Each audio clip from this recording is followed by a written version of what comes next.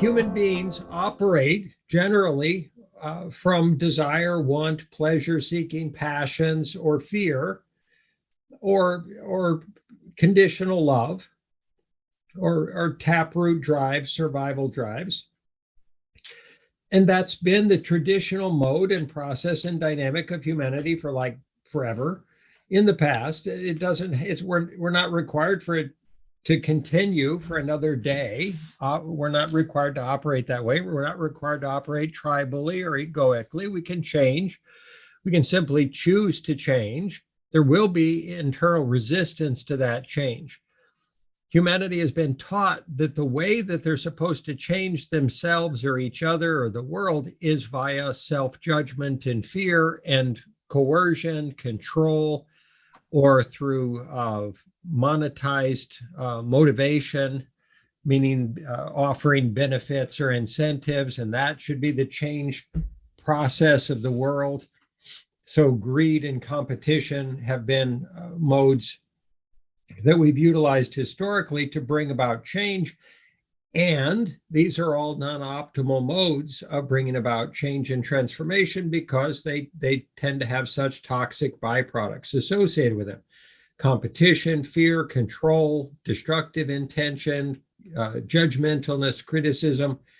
They're just not optimal. They generate as many limitations, toxins, problems, issues, unforeseen obscurational problems as they create solutions and benefit. And most human beings don't know that because they've not been communicated to as to when or how and why they can shift out of those old modes and into an equanimous mode, no attachment, no aversion, not operating from fear, operating from unconditional love, operating in surrender to spirit, operating for the common good, operating with service intentions to all of humanity and those we love and care about, of course. So people get caught in between saying, well, I've been taught I'm supposed to judge and punish myself and feel bad about any way I've been in the past that was not optimal or functional or served all of humanity. So I should get busy feeling ashamed and guilty and judging myself. I should get busy right now with that because that's supposedly going to be the antidote to my having operated in that way in the past. And of course, all that does is stymie the developmental learning process because the judgment cycle is a learning disability in the guise of a solution. So judgment and punishment don't bring about direct high frequency, a high level evolution of consciousness. So it's not a question, it's a question of balancing and rebalancing, not saying there should be no pleasure or joy in the world. Of course, we need pleasure and joy in the world. And that said, how many billionaires are there that make $1 billion and then quit making more billions of dollars? They say, gosh, I've got my billion, I'm good. Or do they say, oh, well, this isn't enough. I've got to have more. I've got to have 2 billion, 10 billion, 100 billion.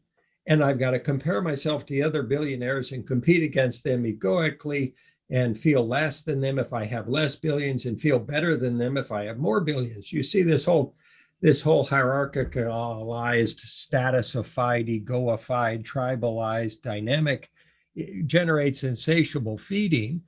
We're not suggesting that we should judge or punish it away or vilify anybody for having operated in these modes. We suggest facilitating them and supplanting these prior ego and status and power seeking and money seeking and feeding dynamics and ever wanting ever more as a supposed antidote to all of our pain and suffering. And having more of anything doesn't make our existential angst go away.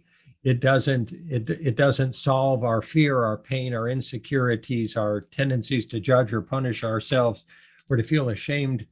And it doesn't make those go away. It doesn't make our feelings of woundedness go away. It doesn't make our feelings of low self-esteem or non-confidence go away. And still people imagine and chase after more of anything as if it's an antidote to anything. And they stay on that treadmill and it becomes an obscuration because if they're busy doing that, they're not busy. They're not operating from consciousness and discernment and wisdom and making wise choices that actually serve the world. So we would suggest that everything in the Greek perspective of everything in balance. Absolutely. Part of being a human being is experiencing joy and pleasure. If we experience joy and pleasure to the point where it becomes an addiction and it drives our life and it imbalances the rest of our life and it damages our relationships and makes us incapable of being a whole person, we would suggest that pleasure seeking has become an issue, an imbalance issue, not a wrong, not a bad, not something that shouldn't be, not something to be vilified or hated or feared, simply something that's optimally balanced.